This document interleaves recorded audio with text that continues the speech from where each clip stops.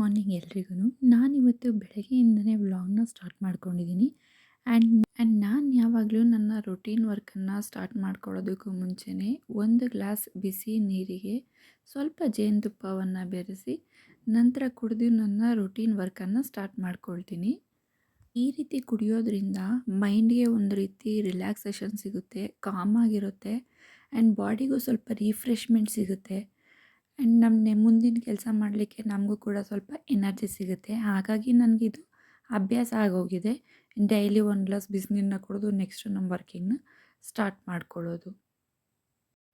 ಹಾಗೆ ಈಗ ಇದಕ್ಕೆ ಜೇನುತುಪ್ಪನ ಬೆರೆಸ್ಕೊಂಡಿದ್ದೀನಿ. ಈಗ ಇದನ್ನು ನನ್ನ ರೆಗ್ಯುಲರ್ ಸ್ಪಾಟ್ಗೆ ತಗೊಂಡೋಗಿ ಆರಾಮ್ಸೆ ಕಾಮಾಗಿ ನಾನು ಸ್ವಲ್ಪ ನೀರನ್ನು ಕುಡಿತೀನಿ. ಹಾಗೆ ಯೋಚನೆ ಮಾಡ್ತಾ ಇದ್ದೆ ಕುಡಿಬೇಕಾದ್ರೆ ಎಲ್ಲ ಹೆಣ್ಮಕ್ಳು ಯೋಚನೆ ಮಾಡ್ತಾರಲ್ಲ, ಅದೇ ರೀತಿ ನಾನು ಕೂಡ ಏನು ಟಿಫನ್ ಮಾಡೋದು ಇವತ್ತು ಅಂತ ಥಿಂಕ್ ಮಾಡ್ತಾಯಿದ್ದೆ.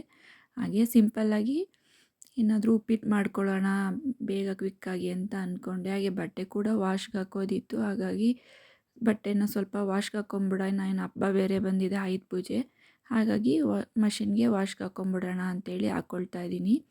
ಆ್ಯಂಡ್ ಈ ಲಾಂಡ್ರಿ ಬ್ಯಾಗ್ ಬಂದು ಮೀಶೋನಲ್ಲಿ ಪರ್ಚೇಸ್ ಮಾಡಿದ್ದು ರಿಯಲಿ ವರ್ತಿ ಅಂತಲೇ ಹೇಳ್ಬೋದು. ತುಂಬ ಬಟ್ಟೆಗಳನ್ನ ಹಿಡಿಯುತ್ತೆ. ಆ್ಯಂಡ್ ನಿಮಗೇನಾದರೂ ಇದು ಇಷ್ಟ ಆದರೆ ನಾನು ಲಿಂಕನ್ನು ಡಿಸ್ಕ್ರಿಪ್ಷನಲ್ಲಿ ಹಾಕಿರ್ತೀನಿ. ನಿಜವಾಗ್ಲೂ ಬೈ ಮಾಡ್ಕೊಳ್ಳಿ, ತುಂಬ ಚೆನ್ನಾಗಿದೆ. ಸರಿ, ಟಿಫನ್ಗೆ ರೆಡಿ ಮಾಡ್ಕೊಂಡು ಬಿಡೋಣ ಅಂಥೇಳಿ ಹಸ್ಬೆಂಡ್ ಬೇರೆ ಬರೋ ಟೈಮ್ ಆಗಿಬಿಟ್ಟಿತ್ತು ಡ್ಯೂಟಿ ಮುಗಿಸಿ. ಹಾಗಾಗಿ ಬೇಗ ಕ್ವಿಕ್ಕಾಗಿ ರೆಡಿ ಮಾಡ್ಕೊಳ್ಳೋಣ ಅಂಥೇಳಿ ವೆಜಿಟೇಬಲ್ಸ್ನೆಲ್ಲ ತೆಗೆದಿಟ್ಕೊಂಡು ಕ್ಯಾರೆಟ್ನೆಲ್ಲ ಪೀಲ್ ಮಾಡ್ಕೊಳ್ತಾ ಇದ್ದೀನಿ. ಹಾಗೆ ವೆಜಿಟೇಬಲ್ಸ್ನೆಲ್ಲ ಕಟ್ ಮಾಡ್ಕೊಂಬಿಡೋಣ ಅಂಥೇಳಿ ಬೀನ್ಸ್ನೆಲ್ಲ ಕಟ್ ಮಾಡಿಕೊಂಡು ರೆಡಿ ಮಾಡ್ಕೊಳ್ತಾ ಇದ್ದೀನಿ ವೆಜಿಟೇಬಲ್ಸ್ನ. ಸಾಮಾನ್ಯ ಉಪ್ಪಿಟ್ಟು ಅಂದರೆ ಯಾರಿಗೂ ಇಷ್ಟವಾಗೋದಿಲ್ಲ, ಆದರೆ ನಮ್ಮ ಮನೆಯಲ್ಲಿ ನನ್ನ ಮಗನಿಗೆ ನಾನು ಮಾಡೋ ಉಪ್ಪಿಟ್ಟು ಅಂದರೆ ತುಂಬಾ ಇಷ್ಟಪಟ್ಟು ತಿಂತಾನೆ. ಹಾಗಾಗಿ ಮಾಡಲಿಕ್ಕೆ ಖುಷಿಯಾಗುತ್ತೆ. ವೀಕ್ಲಿ ಒನ್ಸ್ ಕಂಪಲ್ಸರಿ ನಮ್ಮ ಮನೆಯಲ್ಲಿ ಉಪ್ಪಿಟ್ಟನ್ನ ಮಾಡೇ ಮಾಡ್ತೀವಿ. ಹೆಲ್ತ್ಗೂ ಕೂಡ ಒಳ್ಳೆಯದು, ಹಾಗಾಗಿ ಒಂದ್ಸಂದು ಕಂಪಲ್ಸರಿಯಾಗಿ ಮಾಡ್ತೀನಿ ನಾನು. ಹಾಗೆ ಈರುಳ್ಳಿನೆಲ್ಲ ಬಿಡಿಸ್ಕೊಂಡು ಬೇಗ ಕಟ್ ಮಾಡ್ಕೊಳ್ಳೋಣ ಅಂಥೇಳಿ ಈರುಳ್ಳಿನೆಲ್ಲ ಪೀಲ್ ಮಾಡಿಕೊಂಡು ಕಟ್ ಮಾಡ್ಕೊಳ್ತಾ ಇದ್ದೀನಿ.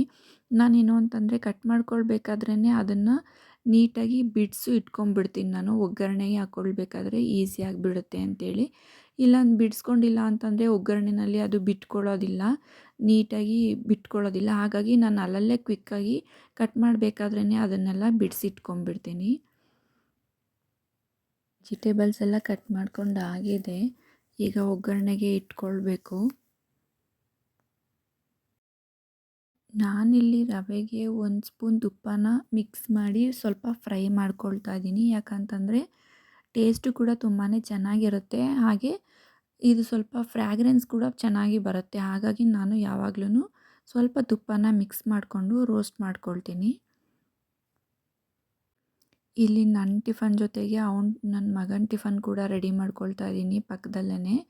ಅವನಿಗೂ ಕೂಡ ಅವಲಕ್ಕಿ ಹಾಕಿ ಬೇಯಕ್ಕಿಟ್ಟಿದ್ದೀನಿ. ಉಪ್ಪಿಟ್ಟು ಮಾಡ್ಕೊಳ್ಳೋಣ ಸ್ವಲ್ಪ ಮೆತ್ತಗೆ ಅಂತೇಳಿ ಒಗ್ಗರಣೆ ಹಾಕಿ ಅವನಿಗೂ ಕೂಡ ಇಟ್ಕೊಂಡಿದ್ದೀನಿ ಬೇಯಲಿಕ್ಕೆ.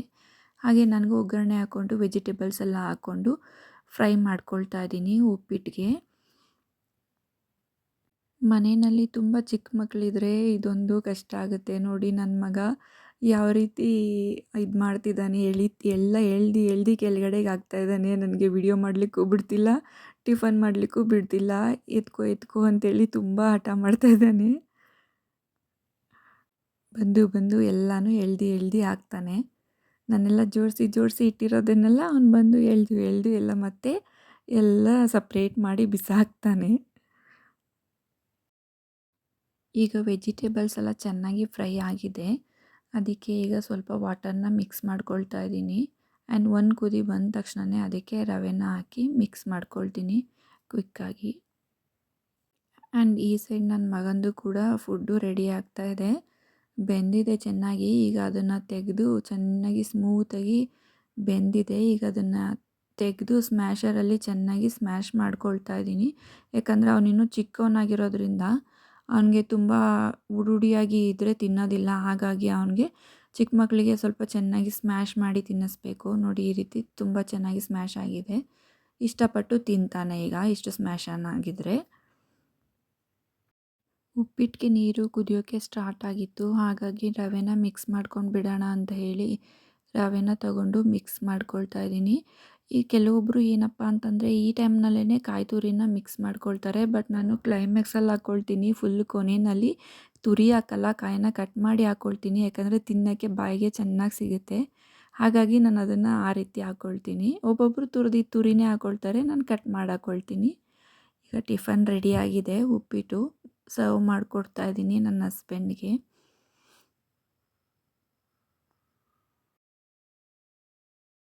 ಮನೆಯಲ್ಲಿ ಪಾಪುದು ಅಕ್ಕಿ ಸರಿ ಖಾಲಿ ಆಗಿಬಿಟ್ಟಿತ್ತು. ಹಾಗಾಗಿ ರೆಡಿ ಮಾಡಿ ಇಟ್ಕೊಬಿಡೋಣ ಒಣಗಿಸೋಕೆ ಅಂತ ಹೇಳಿ ನಾನು ಅದನ್ನು ರೆಡಿ ಮಾಡ್ಕೊಳ್ತಾ ಇದ್ದೀನಿ.